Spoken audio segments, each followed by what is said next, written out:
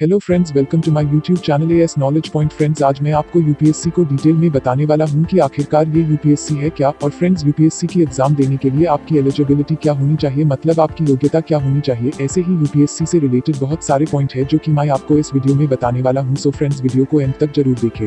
So friends, सबसे पहले मैं आपको बता देता हूँ कि मैं किस किस टॉपिक पे बात करने वाला हूँ। फ्रेंड्स, जो हमारा फर्स्ट पॉइंट है वो है कि यूपीएससी क्या है। सेकंड पॉइंट है eligibility for UPSC exam. Third point है उम्र सीमा यानी एज लिमिट। नेक्स्ट पॉइंट है different types of exam conduct bye UPSC, मतलब यूपीएससी के द्वारा कराए जाने वाले अलग अलग एग्जाम। लास्ट और आखिरी पॉइंट है यूपीएससी की तैयारी कैसे करें। फ्रेंड्स, जो हमारा फर्स्ट पॉइंट था उसकी बात कर लेते हैं। तो फ्रेंड्स, यूपीएससी जानने से पहले ये जान लेते हैं कि यूपीएससी का फुल फॉर्म क्या है। फ्रेंड्स, यूपीएससी का full form union public service commission या संघ लोक सेवा आयोग होता है।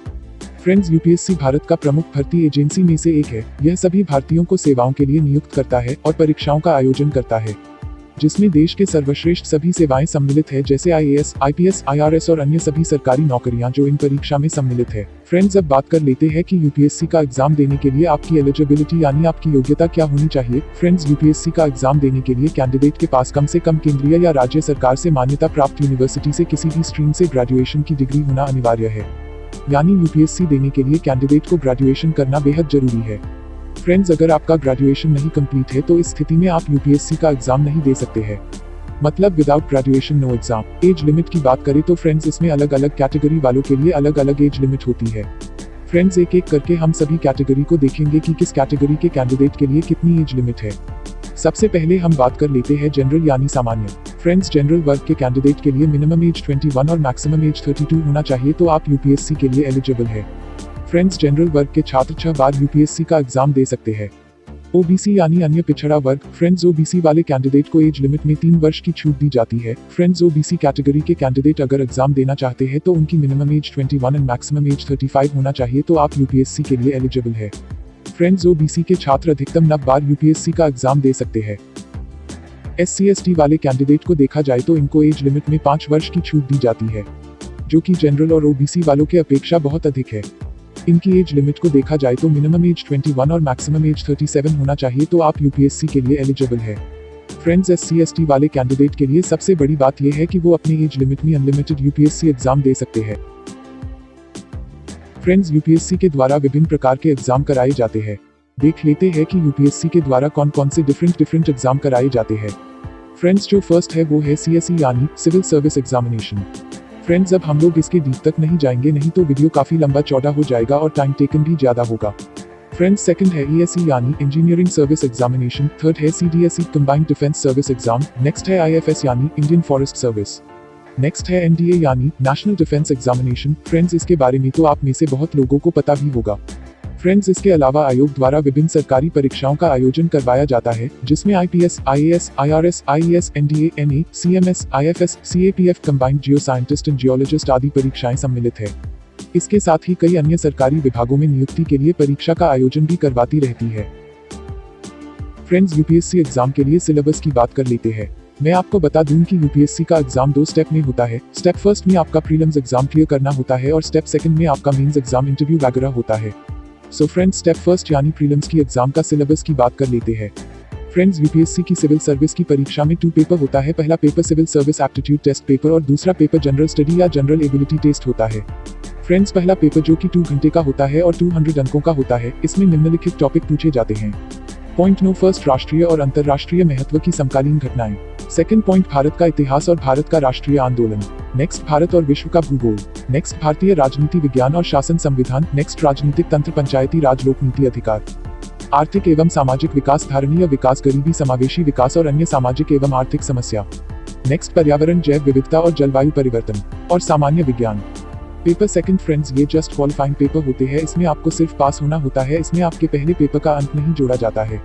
इसके टॉपिक कुछ इस प्रकार पूछे जाते हैं। पद पढ़कर उसके आधार पर जवाब देना, कम्युनिकेशन स्किल, तार्किकता से जुड़े सवाल, रीजनिंग वगैरह। नेक्स्ट, निर्णय लेने और समस्याओं के हल संबंधित सवाल, मानसिक योग्यता से जुड़े सवाल, बुनियादी गणित से जुड़े सवाल मतलब बेसिक मैथ्स, सांख्यिकी से जुड़े सवाल आदि। प्रीलिम्स एग्जाम मतलब पेपर फर्स्ट और पेपर सेकंड क्लियर हो जाने के बाद आपको स्टेप सेकंड में मेंस का एग्जाम देना होता है, जिसमें आपको टोटल 9 एग्जाम देने होते हैं।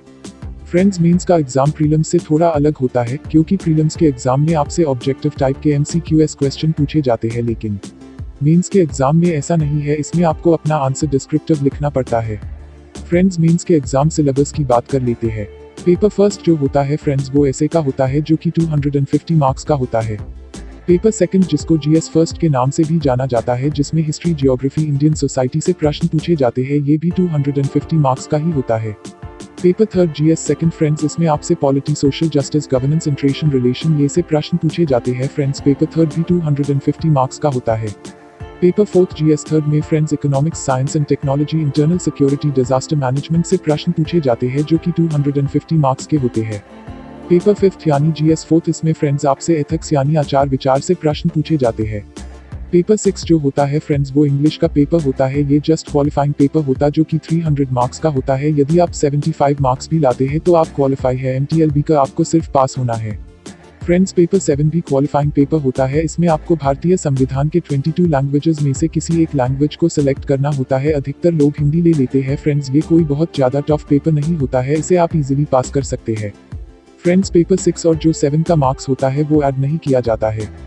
पेपर 8 और पेपर 9 की बात करें तो फ्रेंड्स ये ऑप्शनल सब्जेक्ट होते हैं, लेकिन आपको दोनों एग्जाम देना होता है। मान लीजिए जैसे हिस्ट्री है तो ऑप्शनल का मतलब कि हिस्ट्री से कुछ प्रश्न पेपर 8 में पूछेगा तो कुछ पेपर 9 में, लेकिन पूछेगा आपके ऑप्शनल सब्जेक्ट से ही।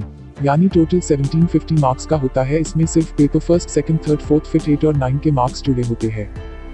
मेंस एग्जाम के बाद पर्सनैलिटी टेस्ट यानी आम भाषा में कहीं तो इंटरव्यू होता है। इसमें केवल आपके विषय से ही प्रश्न नहीं किए जाते, बल्कि उम्मीदवार के हाजिर जवाब की भी परीक्षा ली जाती है। उम्मीदवार के आत्मविश्वास की परीक्षा ली जाती है तथा किसी भी कठिन परिस्थिति में उम्मीदवार की निर्णय लेने की क्षमता को परखा जाता है।